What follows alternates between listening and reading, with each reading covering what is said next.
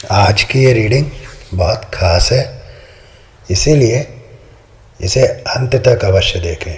और आप यदि इस रीडिंग तक पहुंच गए हैं तो निश्चित रूप से डिवाइन ही आपको यहाँ लेकर आए हैं। वे चाहते हैं कि आप इस रीडिंग को अंत तक सुने, क्योंकि ये रीडिंग बहुत ख़ास है। बहुत पावरफुल बीइंग्स के लिए ये रीडिंग है, जिनका एनर्जी लेवल बहुत हाई है, वो बहुत स्ट्रांग है भीतर से। ऐसे कुछ स्ट्रांग लोगों से आज मैं इंटरेक्ट करने जा रहा हूँ। और ये रीडिंग जो है, जब मैं बना रहा था तो कई बार मुझे इसमें रुकावट आई। शायद जो है कोई ऐसी शक्तियाँ, कुछ नकारात्मक शक्तियाँ ये चाहती हैं कि ये रीडिंग मैं ना बना सकूं। कुछ आपके आसपास के जो लोग हैं, आपसे बहुत निकट संबंध रखने वाला कोई व्यक्ति जिसकी मैं एनर्जी पिक कर पा रहा हूँ, जो आपके प्रति जो है गलत भाव रखता है। अब ये मेल फीमेल कोई भी हो सकता है, तो आपके प्रति गलत भाव रखते हैं। मतलब मैं शब्द से कह नहीं पा रहा हूँ कि किस तरह के गलत भाव हैं। मतलब कि आप तो अपनी तरफ से प्योर है, साफ है, स्पष्टवादी हैं, लेकिन आप जो स्पष्ट कहते हैं उस बात का गलत अर्थ निकालने वाले ऐसे किसी व्यक्ति की मैं एनर्जी पिक कर रहा हूँ, जो आपकी हर बात का गलत अर्थ निकालते हैं या निकालते थे पहले। अभी तो मुझे आप सेपरेशन में नज़र आ रहे हैं। और केवल वो ही नहीं, ऐसे आपके बहुत घनिष्ठ संबंधी, जिनको मैं कहूँगा, ऐसे कई सारे आपके आसपास लोग रहे हैं जो हमेशा हमेशा आपकी बात का गलत अर्थ ही निकालते आए हैं। और आपने बड़ा सम्मान दिया है उनको। आपने हमेशा यही सोचा है कि वो आपके अपने हैं, और इसीलिए आपने हर प्रकार की उनकी छीटाकशी को बर्दाश्त किया है। उन्होंने जो कहा आपने बर्दाश्त कर लिया।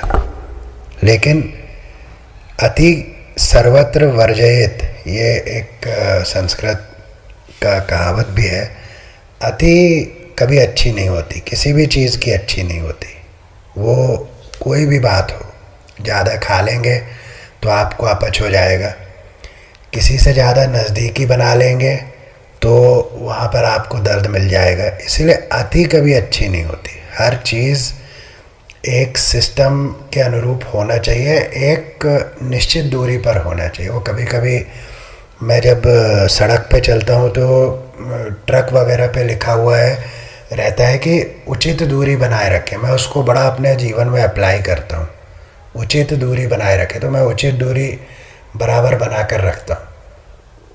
क्यों? क्योंकि आप बहुत नज़दीक चले जाने के बाद में किसी भी रिश्ते में, मैं किसी एक स्पेसिफिक रिलेशन की बात नहीं कर रहा हूँ, इन एनी रिलेशन, वो आपके फ्रेंड हो, आपके भाई बहन हो, माता पिता हो, चाचा चाची, ताया मामा, कज़िन, कोई भी हो, एक निश्चित दूरी पर हमने रहना चाहिए। बिकॉज़ इन द एंड हम और यूनिवर्स, हम और ब्रह्मांड, मैं और ब्रह्मांड, आत्मा और परमात्मा, इसके अलावा कुछ बचता नहीं है। बाकी सब कुछ जो है वो सब ठीक है, अपनी जगह है, और हमने उसको उतना ही लेना चाहिए जितना आवश्यकता है, बहुत ज़्यादा नज़दीकी नहीं। तो ये मैं बहुत जो है स्ट्रांगली पिक कर रहा हूँ कि कुछ ऐसे लोग, और एक व्यक्ति तो आपका बहुत नज़दीकी, मुझे ऐसा लग रहा है कि आपके पार्टनर हो सकते हैं, या जो है आपके स्पाउस हो सकते हैं, हस्बैंड वाइफ कोई हो सकते हैं, जो कि जो है आपकी हर सही बात को गलत तरह से समझना, हर अच्छी बात को जो है बुरा सोचना, उनके अपने विचार से। आप तो सही कह रहे हैं, लेकिन वो जो है इसमें गलत ये कर पा रहे हैं, गलत अर्थ कर पा रहे हैं। तो इस तरह के कोई व्यक्ति, और उन्होंने आपके साथ कुछ अच्छा नहीं किया, ये मुझे फील हो रहा है। और ऐसा मुझे फील हो रहा है कि आपके साथ केवल उन्होंने ही नहीं, बल्कि आपके अपने, जिनको आपने बहुत सम्मान दिया था, बहुत तवज्जो दी थी, उन्होंने भी आपके दिल पर बहुत वार किए हैं। और आप एक छलनी हृदय लेकर के बहुत समय तक जो है उस हृदय से निकलते रक्त को रोकने का प्रयास करते रहे। तो मुझे पता है, इससे एक एक एक गज़ल याद एक शेर याद आ रहा है कि दिल के चोटों ने कभी चैन से मुझे रहने न दिया, कि दिल की चोटों ने कभी चैन से मुझे रहने न दिया, जब चली सर्द हवा मैंने तुझे याद किया। इसका रोना नहीं क्यों तूने किया दिल बर्बाद, इसका गम है कि बहुत देर में बर्बाद किया। फिर भी आप उस चोट से, उस दर्द से, अपने आसपास की तमाम नकारात्मकताओं से लड़ते हुए आप आगे निकले, किसी वीर पुरुष की तरह, किसी वीर योद्धा की तरह आप उस परिस्थिति से लड़ कर के आगे निकले और अभी भी जूझ रहे हैं, अभी भी जूझ रहे हैं। और लेकिन जो परिस्थिति आज से 1 साल पहले आपकी थी, उससे आप बहुत बेटर पोजीशन पर आ चुके हैं। और ये कोई आजकल की बात नहीं है, ये साल, 2 साल, 3 साल, यहाँ तक कि 4 और 5 साल की भी बात मुझे दिख रही है। तो आप किसी वीर योद्धा की तरह इन परिस्थितियों से लड़े हैं। मेरे ये शब्द आप नोट कर लीजिएगा, वीर योद्धा की तरह, क्योंकि हर कोई नहीं लड़ सकता, हर कोई नहीं लड़ सकता। या तो हथियार डाल देते हैं, या तो जो है जीवन ख़त्म कर लेते हैं। अभी भी हम देख रहे हैं कुछ केसेस टीवी पर छाए हुए हैं। तो वो जो है हर किसी के बस की बात नहीं होती, लेकिन आपने उन परिस्थितियों को हराया है, हराया है। हाँ, इसके लिए बहुत से त्याग आपने किए।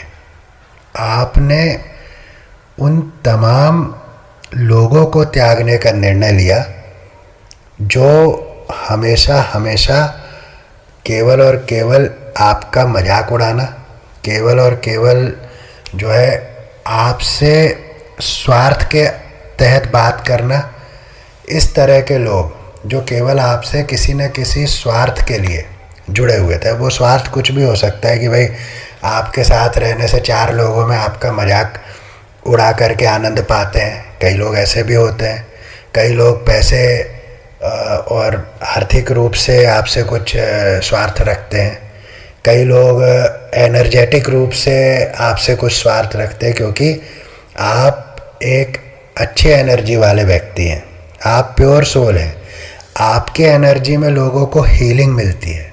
इसीलिए कई लोग इस स्वार्थ से भी आपके साथ रहते हैं, लेकिन पीछे जैसे ही वो आपके पास से हटते हैं, आपसे वो गुण लेकर के, आपकी बातों से शांति प्राप्त करके, आपकी एनर्जी से हील हो करके, फिर जब दूसरों से मिलते हैं तो आपके विषय में जो है गलत बातें करते हैं। ऐसे भी लोग आपके साथ थे।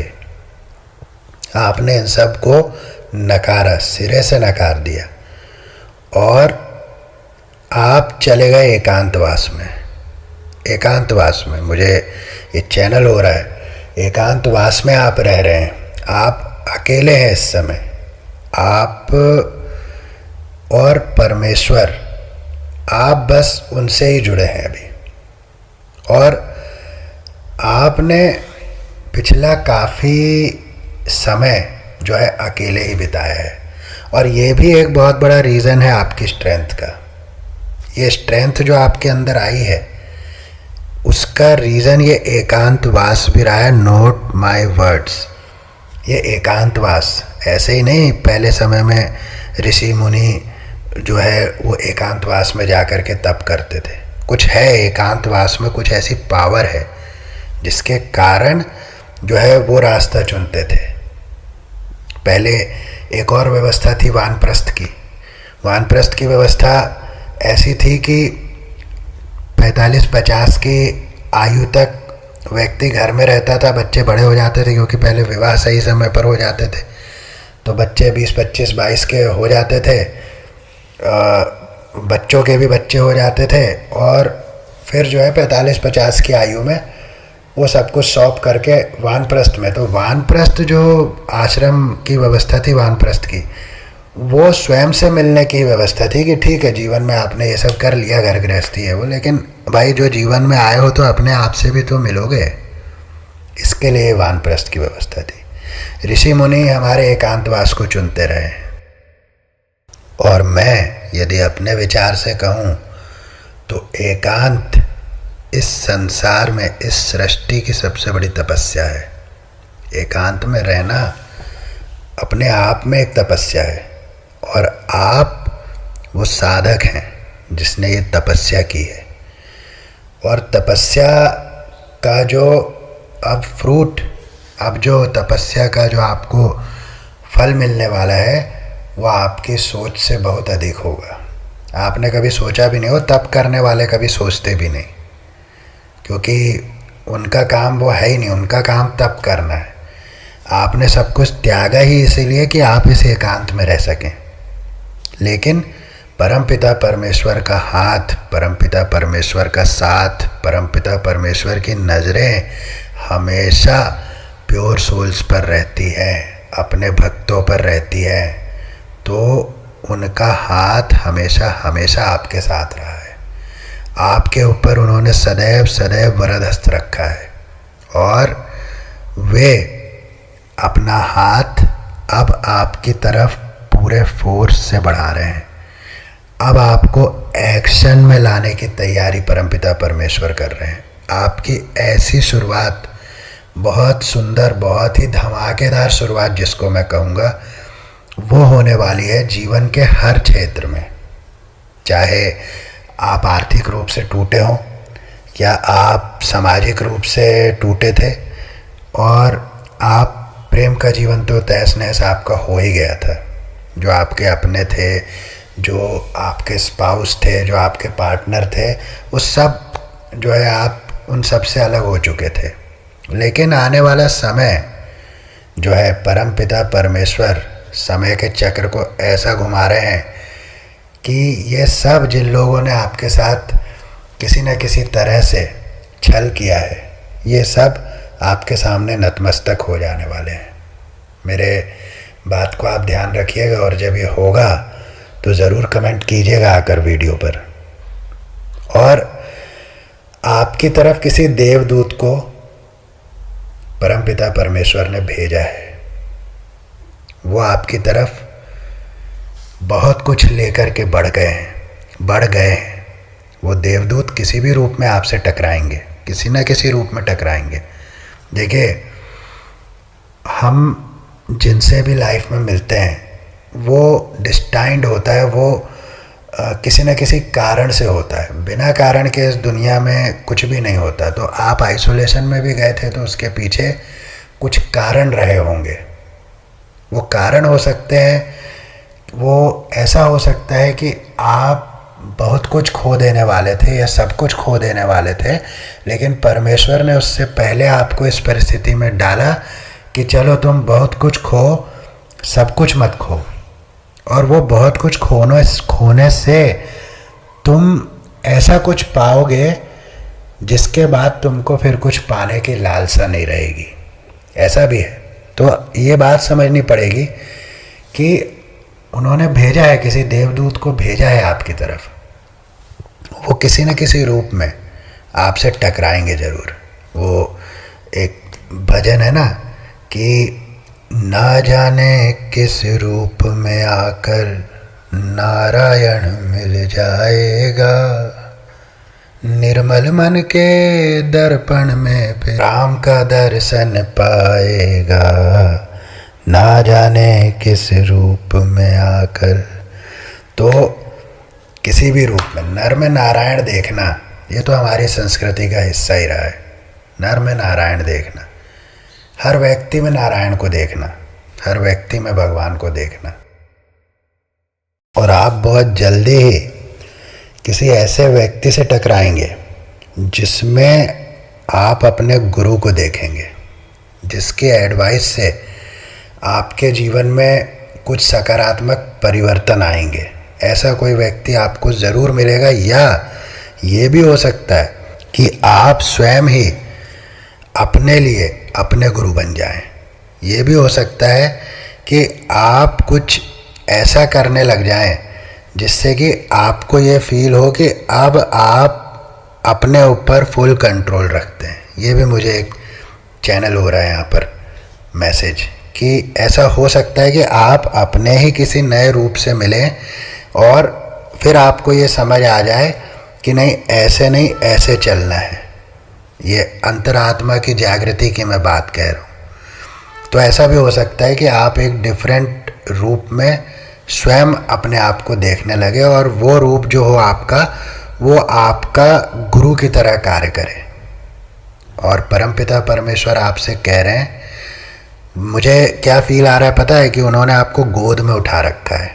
जैसे एक पिता बच्चे को गोद में लेता है, जैसे एक माता बच्चे को गोद में लेती है, उसी तरह से परमपिता परमेश्वर ने आपको गोद में उठा रखा है और वो आपको थपकी देते हुए कह रहे हैं कि जो हुआ पीछे वो बहुत अच्छा था और उसको पीछे छोड़ देने का समय आ गया है।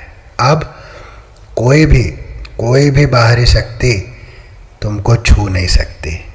ये वो कह रहे हैं आपको गोद में लेकर। ऐसा मुझे चैनल हो रहा है।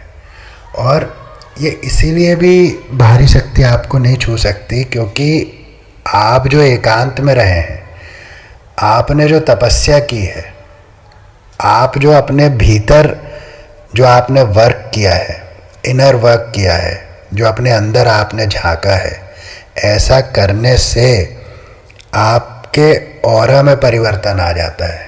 आपका ऑरा इतना पॉजिटिव हो जाता है कि नकारात्मक शक्तियाँ उस ऑरा को छू भी नहीं पाती। इसीलिए अब आपको चिंता की आवश्यकता नहीं है। चिंता अब उनको करना चाहिए जिन्होंने आपके बारे में अच्छा नहीं सोचा, जिन्होंने आपके साथ अच्छा नहीं किया।